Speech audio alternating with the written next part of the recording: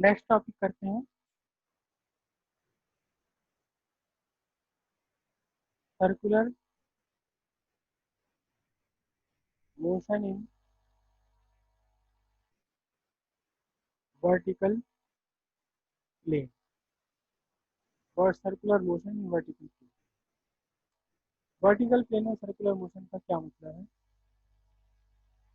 Circular motion का क्या मतलब है वर्टिकल प्लेन में? देखो, ये मेरे पास एक चीज है, चाबी। चाबी को मैं घुमा रहा हूँ। ये पास आप जहाँ होते क्लास में, आपको सारा दिखाता कि सर्कुलर मोशन वर्टिकल मोशन क्या है। ये मैंने देखो चाबी को ऐसे घुमा रहा हूँ, दिखी रही होगी चाबी घूमते हुए। यहाँ चाबी घूम रही है इस प्लेन में ऐसे। चाबी कहाँ घूम रही है? चाबी ऐसे किस प्लेन में? ये हॉरिजॉन्टल प्लेन कहलाता है। ऐसे ऐसे घूम रही है हॉरिजॉन्टल प्लेन। लेकिन अगर ये चाबी घूमने लगे, चाबी घूमने लगे ऐसे, ऊपर नीचे ऊपर नीचे, ठीक है मैं घुमा रहा हूँ, अब भी चाबी घूम रही है। लेकिन अब चाबी कहाँ घूम रही है? अब चाबी ऐसे घूम रही है, ऊपर ऊपर नीचे ऊपर नीचे ऊपर नीचे ऊपर नीचे। अब ये चाबी का जो मोशन है, ऊपर गई, फिर यहाँ से नीचे आई, फिर ऊपर गई, फिर यहाँ से नीचे आई, फिर ऊपर उठी, फिर चाबी ऊपर उठी है, फिर यहाँ से नीचे आई। ये कहलाएगा चाबी का सर्कुलर मोशन। लेकिन किस प्लेन में है ये आपका खड़े प्लेन में। खड़े प्लेन में ऐसे ऐसे यहाँ घूम रही है वर्टिकल। अब हम कर रहे हैं circular motion in vertical. Circular motion in vertical plane कैसे होगा? सर्कुलर मोशन वर्टिकल प्लेन में ये आपका एक सर्किल मैं ड्रॉ कर रहा हूँ। सर्कुलर मोशन इसी सर्किल पर होगा। और ये सर्किल कहाँ ड्रॉ कर रहा हूँ मैं? ये सर्किल में ड्रॉ कर रहा हूँ वर्टिकल प्लेन में। ये सर्किल, सर्किल का सेंटर ओ, और ये मैंने सर्किल का बनाया डायमीटर। डायमीटर बनाया, ठीक है। और एक मैं इसके परपेंडिकुलर रेडियस ड्रॉ कर रहा हूँ। ये आपका वर्टिकल है, ये हॉरिजॉन्टल प्लेन है। यहाँ मैंने लिखा ए, ये पॉइंट बी, ये पॉइंट, ठीक है। अब यहाँ एक बॉडी मोशन में है, ऊपर गई फिर नीचे आई, फिर ऊपर गई फिर नीचे आई। मैंने एक जनरल पॉइंट ले लिया पी पॉइंट। पी पॉइंट ले लिया। और ये जो मोशन है बॉडी का, ये किसी न किसी धागे से, डोर से, सब्जी से, रस्सी से बांध कर किया जाएगा। जैसे आप लंगड़ घुमा रहे हैं, ये मैंने ऐसी चाबी घुमाई। मैं कैसे घुमा रहा हूँ चाबी? जैसे आप लंगड़ घुमाया करते हैं किसी की पतंग में डालने के लिए, तो ऐसे ही घुमा रहा था। अब यहाँ इस पॉइंट पी पर कितने फोर्स लगेंगे बॉडी? बॉडी का मास एम है, तो इस पर एक फोर्स लगा वर्टिकली डाउनवर्ड। कितना फोर्स लगा vertically downward? M G. M G force vertically downward. और इसे धागा जिस रस्सी से बंधा हुआ, डोर से बंधा हुआ है, वो खींच रहा सेंटर तक। कितने फोर्स से? टेंशन टी से, ठीक है। किस टाइम, किस मोमेंट पर इसने एंगल बना लिया था theta vertical height, vertical line से थीटा एंगल इसने बना लिया, ठीक है। ये अब ध्यान से देखना, हम इस वर्टिकली डाउनवर्ड वाली फोर्स को रिजॉल्व करेंगे। वर्टिकल डाउन वाली फोर्स को रिजॉल्व करेंगे रेक्टेंगुलर कंपोनेंट। तो रेक्टेंगुलर कंपोनेंट्स में जब आप रिजॉल्व करेंगे, तो इसके रेक्टेंगुलर कंपोनेंट्स कैसे बनेंगे देखना जरा ध्यान से। एक तो मैंने ओपी को ही आगे एक्सटेंड कर दिया, ओपी को ही आगे बढ़ा दिया सीधा सीधा। ये थीटा 90 नहीं है, ये यहाँ ये थीटा है, तो ये वाला एंगल भी थीटा होगा, क्योंकि दोनों लाइन है, ये वर्टिकल डाउनवर्ड और ये इंक्लाइन लाइन हो गई, तो इन्हें काट रही है। और दूसरा मैंने प्लेन ड्रॉ कर लिया ये यहाँ। पहले भी आपको बताया था कि और रेक्टेंगुलर कंपोनेंट बनाने के लिए हमेशा एक्स व वाई एक्सिस होनी जरूरी नहीं है। लेकिन जरूरी क्या है कि जिन एक्सिस पर आप कंपोनेंट बना रहे हो, रिजॉल्व कर रहे हो, ये दोनों एक्सिस एक दूसरे के साथ 90 डिग्री होनी चाहिए, ठीक है। अब देखिएगा ध्यान से, रेक्टेंगुलर कंपोनेंट बनाने के लिए एक मैंने एमजी से परपेंडिकुलर डाला एक एक्सिस पर, ये परपेंडिकुलर ही होना चाहिए, 90 डिग्री दिखना चाहिए यहाँ बना हुआ 90, और दूसरा परपेंडिकुलर डाला यहाँ, ये 90 डिग्री। और जब आप 90-90 बनाएंगे तो आपका जो ये बनेगा, ये एक बढ़िया परफेक्ट ओरिजिनल कंपनी वाला रेक्टेंगल बनेगा। इन्हें सबको इमेजिन करके देखो रेक्टेंगल बनता है नहीं बनता। ज़्यादातर बच्चों की इसमें मिस्टेक क्या होती है, मिस्टेक भी बताता हूँ अभी भी। अभी तो आप देख रहे हो, तो अब तो क्लास क्या चल रही है आपकी, ये अब तो ये रोजाना सुबह 9 बजे से लेकर 12-1 बजे तक का शो चल रहा है। तो आप, ये पिक्चर चल रही है, पिक्चर का नाम है आओ स्कूल देखें, आओ देखें पढ़ाई कैसे होती है, आओ देखें पढ़ाई करने, पढ़ाई हो नहीं रही, पढ़ाई दिखाई दे रही है। तो इसलिए मैं तो बड़ा परेशान हूँ इस टाइम, जो कुछ भी हो रहा है ठीक नहीं हो रहा। ये आपका एम जी, ठीक है। और ये मैंने रेक्टेंगल बनाने के लिए इस पर परपेंडिकुलर ड्रॉप करे, तो ये क्या बन गया, पूरा रेक्टेंगल बन गया। लेकिन ज़्यादातर बच्चे कैसे बनाएंगे, सबसे पहले तो बच्चे जो है ये इस एम जी को वर्टिकली डाउनवर्ड ना बना करके कैसे बनाते, ये सर्किल, ये डायमीटर, ये सेंटर, ये एम जी, या एम जी कैसे बनाएंगे, ये डायमीटर, ये पॉइंट बी, ये एम जी, क्या एम जी सर बना दिया, देखना ऐसी तो बना रखा आपने भी, ऐसी तो बनाया मैंने भी, देखो देखो गलत हो जाएगा। ये एम जी ठीक ठीक ठीक ठीक नीचे वर्टिकली डाउनवर्ड है। फिर उसके बाद क्या करेंगे, कोई अगर सही से बना भी लेंगे वर्टिकली डाउनवर्ड, तो वर्टिकली डाउनवर्ड के बाद में क्या करेंगे, ये ये चलो ये तो वर्टिकली डाउनवर्ड बना दिया बढ़िया, ठीक है। अब इसके कंपोनेंट बनाएंगे, इसको तो बढ़ा देंगे आगे, ठीक है, इसको यहाँ से ये बना देंगे, ऐसे बना दी लाइन, एक ही हो गया एक ही हो गया, दोनों के बीच में 90 डिग्री हो या ना हो, उससे क्या फर्क पड़ रहा है। सर ये ऐसे तो बनाया मैंने भी जैसा आपने बनाया, देखते लोग। सर बताओ तो क्यों, क्या गलती हो गई, देखना ऐसे तो बना रखा है मैंने भी जैसा आपने बनाया। जब क्लास में होते हो आप यहाँ बैठे हो तो वहाँ पे सबके डायग्राम देखते हो, सबसे पहले सबके डायग्राम, कोई किताब मेरे पास आती नहीं, स्कूल में किताबें आती रहती, सबसे पहले मैं देखता हूँ डायग्राम कैसे बने हुए, डायग्राम नॉनसेंस बने हुए होते हैं बहुत सारी किताबों में, गलत होते हैं किताबों में, गलत होते हैं किताबों में, डायग्राम गलत होते हैं अक्सर। पता ही नहीं क्यों, क्योंकि जो बच्चे, जो लड़का उनके पब्लिशिंग हाउस में बैठा हुआ इस सर्किल को इसे ड्रॉ कर रहा है, उसे पता ही नहीं कि ये रेक्टेंगल है क्या चीज। जो बना रहा है उसे फिजिक्स नहीं आती, और जिसे फिजिक्स आती है वो बना नहीं रहा, तो दोनों के में क्या होता है, कुल मिला के गड़बड़ हो जाती सारी। एनीवे ऐसे ही बनाना बिल्कुल, इसके पैरेलल आना चाहिए, जो एम जी है ये आपका सी ए के पैरेलल होना चाहिए, बिल्कुल वर्टिकली डाउनवर्ड। और जिन दो एक्सिस पर आप रिजॉल्व करोगे ये दोनों के बीच का एंगल परफेक्ट 90 डिग्री। और फिर ये कंपोनेंट्स बनाने के बाद आप देखना कि रेक्टेंगल बन रहा है नहीं बन रहा, अगर रेक्टेंगल नहीं बन रहा तो आपका मामला गड़बड़ है। अब दो कंपोनेंट बन गए एमजी के, एक कंपोनेंट तो ये बना देखो, ये वाला, और दूसरा कंपोनेंट बना आपका कितना, जिस कंपोनेंट के साथ थीटा है लगा हुआ वो कंपोनेंट कॉस होता है, ये कंपोनेंट बना आपका एम जी कॉस थीटा, और दूसरा वाला कंपोनेंट क्या बना जी, एम जी साइन थीटा। अब इस एम जी साइन थीटा का तो कोई रोल होता नहीं है सर्कुलर मोशन में, एम जी कॉस थीटा होता है। देखिए ध्यान से, आप पॉइंट इस आपके मास पर एक फोर्स लग रही है, टेंशन की फोर्स, जो सेंटर की तरफ लाने की कोशिश में, एक फोर्स लग रही है जो सेंटर से दूर ले जाने की कोशिश में। और सर्कुलर मोशन के लिए, सर्कुलर मोशन के लिए, सर्कुलर मोशन के लिए मैं बार बार 3-3 4 4 बार मैं इसीलिए इसलिए रिपीट करता हूँ, क्योंकि ये फैक्ट्स आगे पीछे ऊपर नीचे कहीं ना कहीं यूज होते रहते हैं।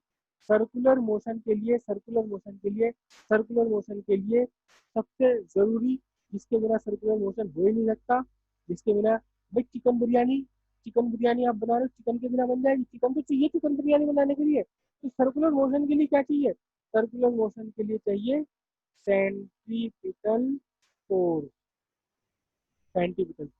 और कहाँ से आती है सेंट्रीपिटल फोर्स, सबसे आसान है, चिकन तो मिलेगा नहीं तुलाराम जी के यहाँ, सेंट्रीपिटल फोर्स जरूर मिल जाएगी।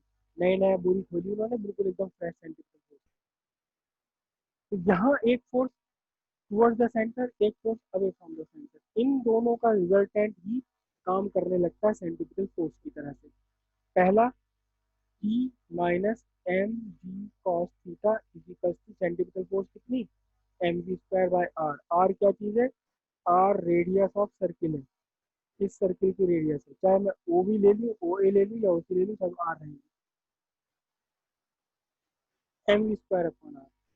ठीक है, तो टेंशन कितना होगा, टेंशन कितना होगा, टेंशन आपका हो जाएगा, या नहीं मैं अभी अभी इसमें कुछ नहीं कर रहा,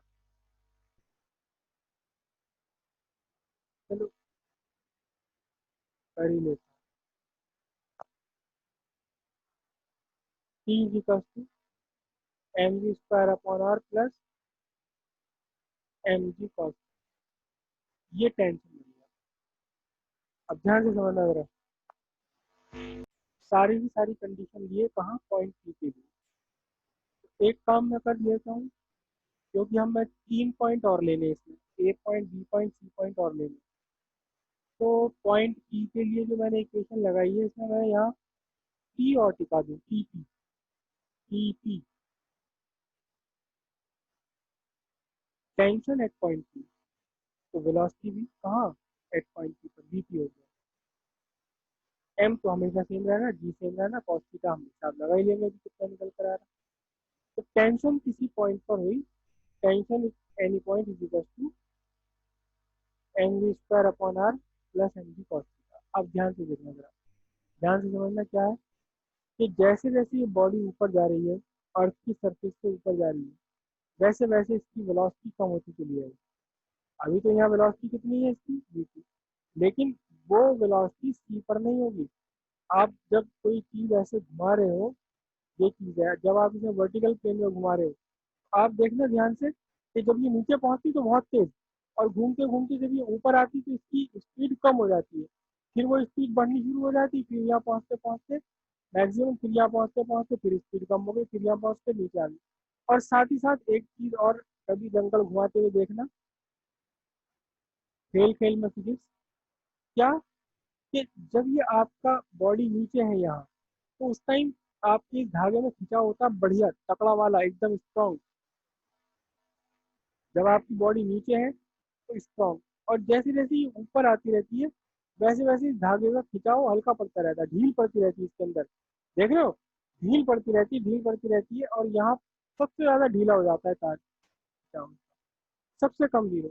फिर आगे चलता है, फिर इसने खिंचाव आना शुरू हुआ, स्पीड बढ़नी शुरू हो गई, खिंचाव आना शुरू हो गया, और फिर नीचे सबसे लोएस्ट पॉइंट पर फिर से सबसे ज्यादा खिंचाव, सबसे ज्यादा स्पीड, सबसे ज्यादा टेंशन, और फिर ऊपर आकर के फिर यहाँ टेंशन कम हो गई, स्पीड कम होने लगी, स्पीड कम होने लगी, और टेंशन यहाँ आकर के सबसे कम हो जाती है।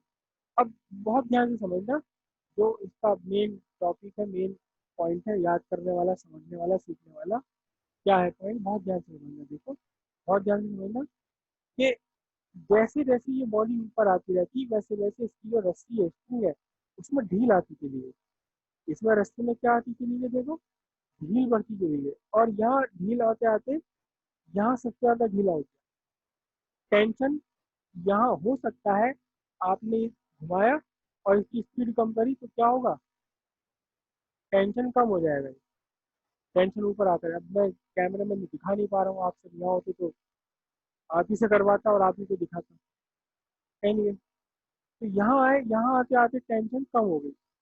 अब ध्यान से देखना, कुछ समझने वाली बात है, अगर इस रस्सी की टेंशन यहीं से जीरो हो गई, अगर यहीं से रस्सी ढीली पड़ गई, तो ये अपने हाईएस्ट पॉइंट पर नहीं जा पाएगी, लेकिन बल्कि यहीं से नीचे गिर जाएगी। देखो मैं इसे घुमा रहा हूँ, चल रही है, चल रही है, और मैं धीरे करता जाऊँ, एक टाइम ऐसा आता है कि ये अपने हाईएस्ट पॉइंट पर पहुंचे बिना ही, हाईएस्ट पॉइंट पर पहुंचने से पहले ही यहाँ से नीचे गिर गई था। हाईएस्ट पॉइंट पर तो इसने पहुंचा ए यहाँ ऐसे, जब तक तनी हुई है डोर, लेकिन अगर तनाव डोर का खत्म हो गया, टेंशन खत्म हो गई, तो ये बीच में ही आ करके हाईएस्ट पॉइंट पर पहुंचने से पहले ही नीचे को गिरने लगेगी। मैं आपको यहाँ बना के दिखाऊं, अगर ये चल रहा है मोशन, ये रस्सी, अगर यहाँ पॉइंट का हाईएस्ट पॉइंट पर पहुंचने से पहले ही, हाईएस्ट पॉइंट पर पहुंचने से पहले ही यहाँ इसकी टेंशन अगर ढीली हो गई, फ्लैक आ गया इसके अंदर, ढील पड़ गई, तो अब ये अपने हाईएस्ट पॉइंट पर ना जाकर यहीं से नीचे गिर जाएगी, प्रोजेक्टाइल मोशन सा हो जाएगा, फिर सर्कुलर मोशन करेगी, इस बार पता चला यहाँ जाकर के टेंशन जीरो हो गई, तो अब ये आगे सर्कुलर मोशन नहीं करेंगे बल्कि यहीं से नीचे गिर जाएगी, ट्रेजेक्ट्री बनाते हुए, प्रोजेक्टाइल बनाते हुए, फिर सर्कुलर मोशन पे जाएगी। तो सर्कुलर मोशन कंप्लीट होने के लिए एक पूरा सर्किल इसको कंप्लीट करना है। तो क्या हो, इसकी जो टेंशन की वैल्यू है, टेंशन की वैल्यू 0 हो, कम से कम कहाँ, एट हाईएस्ट पॉइंट, सबसे ऊपर वाले पॉइंट पर पहुंचकर टेंशन अगर 0 है तो ठीक है, कोई बात नहीं, फिर हाईएस्ट पॉइंट पे तो पहुंच ही गया, ये नीचे उतर के आ जाएगा, फिर सर्कुलर मोशन करने लगेगा। लेकिन अगर हाईएस्ट पॉइंट पर पहुंचने से पहले ही किसी पॉइंट पर टेंशन 0 होगी तो अब उससे ऊपर नहीं जा पाएगा और यहीं से नीचे गिर जाएगा। तो पूरा सर्किल कंप्लीट करने के लिए, सर्कुलर मोशन कंप्लीट करने के लिए, फॉर कंप्लीटिंग द सर्किल, पूरा सर्किल कंप्लीट करने के लिए, पूरा सर्किल डिस्क्राइब करने के लिए क्या बात है, टेंशन मस्ट बी मिनिमम, कितनी, 0, कहाँ, at the highest point, highest point पर जाकर के टेंशन 0 होनी चाहिए। और completing the circle tension must be minimum, कहाँ, 0, कहाँ, एट द हाईएस्ट पॉइंट, सबसे ऊंचे पॉइंट पर जाकर टेंशन 0 होनी चाहिए। तो एट द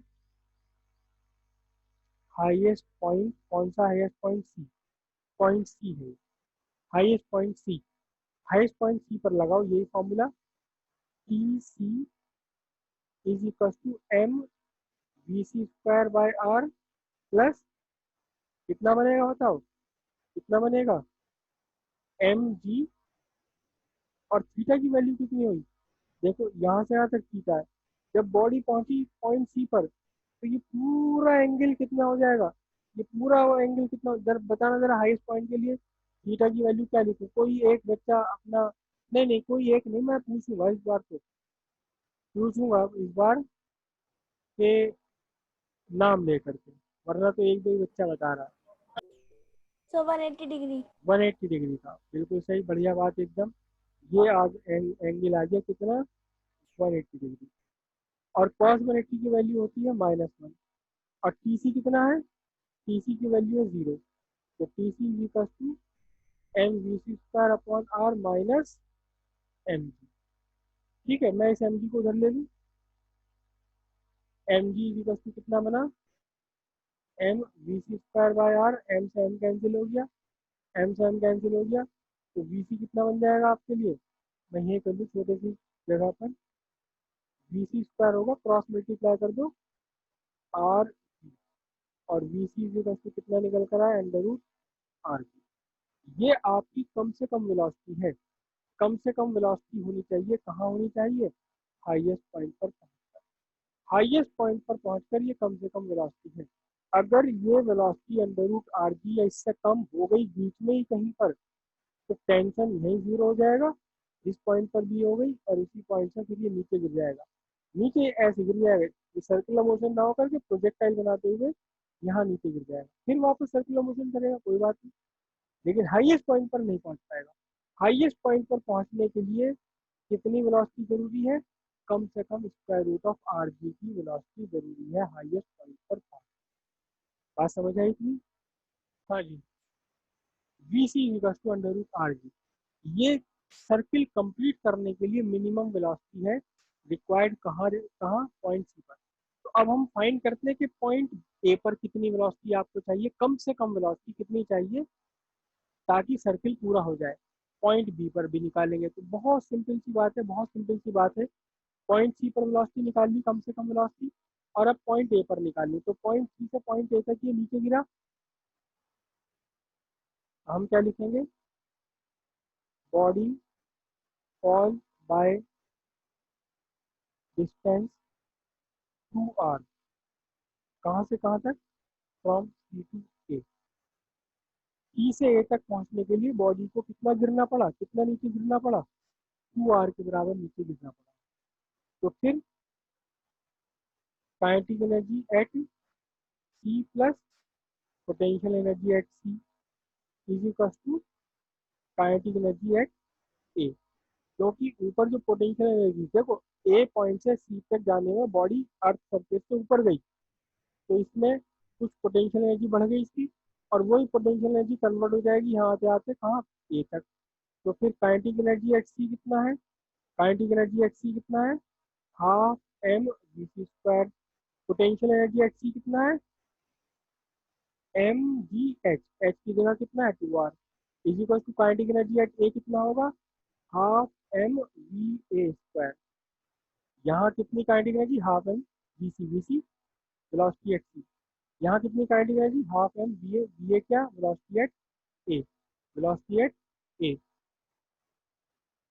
अब देखिएगा जरा ध्यान से आप, एम तो सब में से कॉमन है, हटा दी यहाँ से, और फिर मैंने इसको 2 से भी मल्टीप्लाई कर दिया, तो यहाँ बचा आपका कितना, वी सी स्क्वायर प्लस, ये एम खत्म हो गया, 2 से मल्टीप्लाई होगा 4 R G, is equal to, यहाँ एम खत्म, 2 से मल्टीप्लाई कर दिया, बचा वी ए स्क्वायर।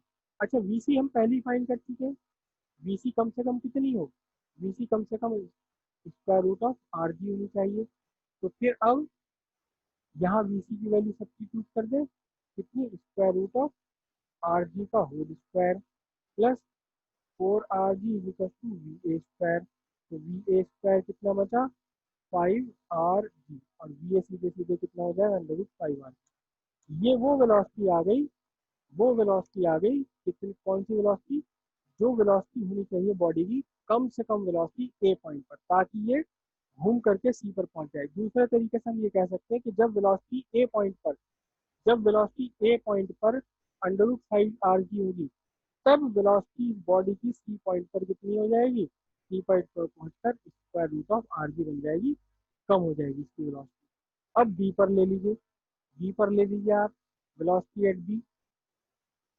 तो यहाँ से यहाँ तक गिरने के लिए कितना इसको नीचे जाना पड़ा, आर जाना पड़ा, तो यहाँ आप क्या रख लोगे, यहाँ पर इस बार रख लोगे आप आर, आर की वैल्यू 2 आर की बजाय आर, तो फिर यहाँ कितना बचेगा बोलो, यहाँ आपका बचेगा 2 आर में 1 आर, 3 आर ऐड होकर 3 अंडर 3 आर की आएगा। मुझे उम्मीद है आप सब कर सकते हो। देखो सी से ए तक, सी से ए तक के लिए मोशन के लिए आर तो ये गिरा इसमें, और आर ये गिरा, तो इसलिए मैंने एच की जगह 2 आर ले लिया, था एम जी एच थी ना potential energy, M G 2 R ले लिया। अब अगर सी से लेके यहाँ तक फाइंड करोगे आप, तो कितना, केवल आर, एम जी आर ले लेना, बाकी आपको निकल जाएगा। तो वी ए वी सी और वी बी तीनों निकल गए। अब टी ए निकाल लेते हैं, टी सी तो हमने पहले ही फाइंड कर लिया, और completely circular motion, T C तो हमने फाइंड कर लिया 0। अब टी ए कितना होगा, कम से कम टेंशन ए पर पहुंचकर टेंशन कितनी हो, तो ये फॉर्मूला लगा लो, ये वाला फॉर्मूला लगा लो, T A is equal to M V A square upon R plus M G cos 0, क्योंकि पॉइंट ए के लिए थीटा की वैल्यू कितनी बनेगी, पॉइंट ए के लिए 0 बनेगी, मैंने यहाँ कॉस 0 रख लिया। T A is equal to M upon R, और वी ए कितना निकाला, ये तो निकाला अभी V A, square root of 5 R G का whole square plus M G cos 0 की वैल्यू 1 होती है, एम जी। तो जरा ध्यान से देखना, स्क्वायर रूट से तो स्क्वायर खत्म हो गया, ये कितने बचे, 5 R G upon R, R से आर कैंसिल हो जाएगा, तो बचा simply 5 M G plus M G. तो T A is equal to आपका हो गया 6 एम। जब टी पर पहुंचकर टेंशन है 0, तब उस केस में टी पर पहुंचते पहुंचते टेंशन बढ़ करके 6 एम हो जाएगी। यहाँ जब टेंशन बिल्कुल 0 है, जैसे जैसे बॉडी नीचे आई वैसे वैसे खिंचाव बढ़ता गया, और यहाँ पहुंच करके खिंचाव कितना हो जाएगा, 6 एम हो जाएगा। और टी बी फाइंड करने के लिए आपको क्या रखना होगा, V M V B square upon R plus M G cos की वैल्यू कितनी, 90, क्योंकि बी पर पहुंच कर इस थीटा की वैल्यू कितनी हो जाएगी, जब बॉडी बी पर है तो थीटा की वैल्यू हो जाएगी 90 डिग्री। अब उस केस में क्या आ जाएगा, T B is equal to M V B कितना, square root of 3 R G whole square upon R into, अरे ये तो सब खत्म, कॉस 90 की वैल्यू 0 होती है, ये पूरा 0 हो गया। तो अब T B is equal to कितना बचा आपका, M B R G upon R, यानी कि टेंशन एट बी बन गई आपकी 3m। ये आपकी टेंशन आ गई कहाँ, बी। सर्किल कंप्लीट करने के लिए पॉइंट सी पर, हाईएस्ट पॉइंट पर एनर्जी वेलोसिटी कम से कम होनी चाहिए अंडर रूट आर जी। जब ये कंडीशन फुलफिल होगी तो पॉइंट ए पर पहुंचते पहुंचते टेंशन बढ़कर अंडर रूट 5 आर जी हो जाएगी, और पॉइंट सी पर पहुंचते पहुंचते, सॉरी, वो वेलोसिटी बढ़कर अंडर रूट 5 आर जी हो जाएगी, और बी पर बढ़कर अंडर रूट 3 आर जी। जब टेंशन सी पर जीरो है, सर्किट कंप्लीट करने के लिए टेंशन सी पर जीरो है, उस केस में टेंशन ए पर पहुंचकर 6 mg, यहाँ पहुंचकर टेंशन जीरो, ये बॉडी है। जब यहाँ हाईएस्ट पॉइंट पर टेंशन बस जीरो है, जीरो का मतलब कि ना खिंचा हुआ है धागा ना बिल्कुल ऐसे ढीला पड़ा है, बस जीरो हो गई टेंशन। तो अब ये नीचे आते आते टेंशन बढ़ेगी बढ़ेगी बढ़ेगी बढ़ेगी बढ़ेगी और बढ़ेगी और बढ़ेगी, और लोएस्ट पॉइंट पर पहुंचकर टेंशन हो जाएगी आपकी कितनी, 6 mg के बराबर। फिर यहाँ ऊपर उठेगा तो फिर से टेंशन कम होगी, टेंशन कम होगी, और यहाँ आकर के टेंशन जीरो, जीरो का मतलब बस ढील पड़ने ही वाली है इसके अंदर। ठीक, यहाँ पहुंचकर वेलोसिटी होगी अंडर रूट 5 आर जी, तो वेलोसिटी ऊपर आते आते घटते घटते घटते घटते यहाँ पहुंच कर रह जाएगी square root of R G, केवल square root of R G, और फिर वेलोसिटी बढ़ते बढ़ते बढ़ते लोएस्ट पॉइंट पर पहुंचकर फिर से square root of 5 R G हो जाएगी। और बी पॉइंट पर भी यहाँ बीच रास्ते में इधर भी है इधर भी, तो यहाँ बीच रास्ते में वेलोसिटी तो हो जाएगी अंडर रूट 3 आर जी, और टेंशन होगा 3 mg। समझ गए? इसे इसे बिना देखे करोगे तभी आप सीख पाओगे। मेरे करते हुए देखने से ऐसा है जैसे आप सचिन तेंदुलकर को या धोनी को टीवी पर बैठकर देख रहे हो छक्के उड़ाते हुए। आप नहीं सीखोगे, देखने से नहीं सीखोगे। छक्का आप तब लगा पाओगे, सिक्सर आप तब लगा पाओगे, बाउंड्री तब लगा पाओगे जब मैदान में जाके उतरोगे और खुद करोगे। तो मैदान में उतरो, मैदान में उतरो, और मैदान में उतरने का मतलब क्या है, इसको देखो, बहुत अच्छी तरह से देखो कैसे कैसे करा गया, कैसे कैसे क्या काम किया गया है, और फिर जब इसको समझ लो पूरा अच्छी तरह से, फिर इसे उठा के रख दो एक तरफ बंद करके बिल्कुल, और अपनी रफ कॉपी में लिखो। रफ कॉपी में आपसे अगर ये सारा हो जाए, आपसे पहली बार में सारा हो जाए, तो अब टेंशन जिंदगी भर की खत्म। आपकी वो मेमोरी में चला गया, हार्ड डिस्क में चला गया हमेशा के लिए, परमानेंट। अगर आपसे हो जाए, बिना देखे हो जाए पूरा सारे के सारे स्टेप यहाँ तक। अगर कहीं बीच में तोड़ देखना पड़े तो फिर से करो दोबारा ऐसे सारे। वो ये नहीं कि यहाँ अटक गए थे, यहाँ देखो अभी हो ये तो 180 है यहाँ, अच्छा अच्छा 180 लग गई। ना ना ना, खत्म मामला, यहाँ से करो। आपको आपको याद नहीं अपना बचपना, जब वो टू की टेबल सुनाती थी टीचर, तो क्या करते थे, 2 1 2 2 1 2 2 1 2 2 2 4 2 2 3 2 2 2 3 6 2 5 अब 2 5 पे अटक गए, अब 2 5 पे अटक गए बीच में। तो आप अब आप क्या करते थे, याद करो अपनी अपने बचपन को याद करो। 2 5 पे अटक गए, फिर आप वापस नीचे आते थे, 2 1 2 2 2 4 2 3 6 2 5 10, हाँ 2 5 10। तो जहाँ बीच में अगर आप अटक जाओ तो पक्का करने का तरीका फिर वहीं से शुरुआत कर लो पहले से, तभी पक्का हो पाएगा। जैसे आपने पहाड़े और टेबल पक्के करे थे अपने बचपन में, ऐसे ही अब तक करो, अब तक भी ब्रेन वही का वही है, ब्रेन कभी नहीं बदलता। बचपन से लेकर मरने तक एक से ही रहता है ब्रेन, इसके सीखने की कैपेसिटी भी वही की वही बनी रहती है सब कुछ। तो सीखो, इसे सीखोगे कब, जब करोगे। देखोगे तो नहीं सीख पाओगे। यहाँ देख लिया, 2 दिन बाद यूट्यूब पर देख लिया, कुछ नहीं होने वाला। करोगे, जब करोगे इसे अपने हाथ से, तभी सीख पाओगे। जब हो जाएगा तो समझ लो सीख गए। नहीं हो पाया, बीच में कहीं अटक गए, यहाँ आके अटक गए, ये कैसे लेना था, तो समझो आपको आता ही नहीं। फिर दोबारा करो इसे सारे को। अगली क्लास आपकी अब होगी मंडे में, ओके। सर